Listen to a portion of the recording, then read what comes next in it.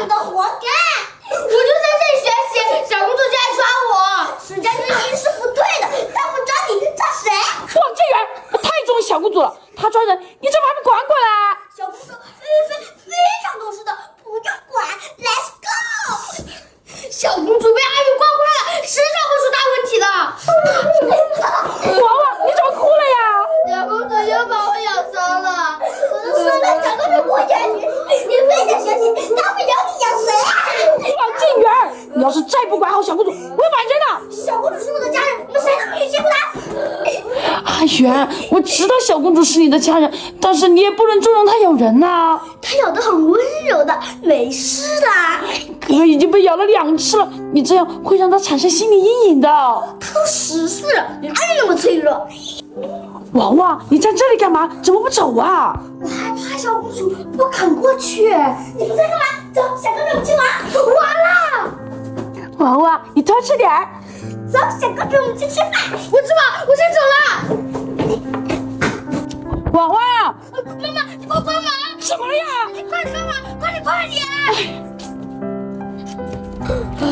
大白天的，你把自己关在房间里面干嘛呀？我害怕小公主又咬我。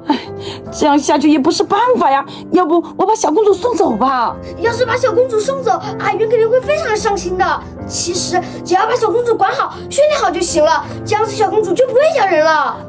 但是阿远非常厉害，小公主不愿意训练啊。对呀，所以我们必须要改变阿云的想法才行。我想到了一个办法，等一下你就这样演。阿远，我想和你一起玩。喵，哥哥，喵，那么奇怪呀？喵，哥哥，你怎么不说人话？喵，哥哥，你怎么了？你别吓我呀！喵，我先走了。喵，哥哥怎么变成猫的样子？哎呀，可能是他还被小公主咬了，感染了狂犬病，就变成了这个样子了。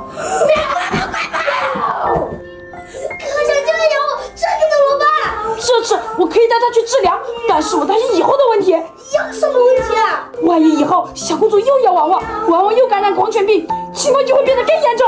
你先带哥哥去治疗吧，我在家训练小公主，保证不会让她再咬人了。你能训练好吗？我保证能训练好，要是我训练不好，你把小公主送走吧。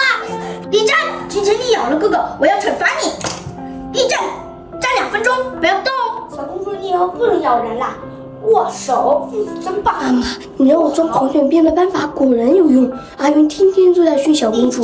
哎呀，只要能让阿远明白，训练不好小公主，受伤的就是他自己，他就会长教训了。我感觉阿远已经训得差不多了，我们快过去检查一下吧。好，坐好，砧板，握手。阿远，你训练的挺认真的嘛。当然了，现在小公主非常温顺，怎么摸它都不咬人。真的吗？让我试试。哇，小公主现在好温顺呀！这样我们以后就可以放心养猫了。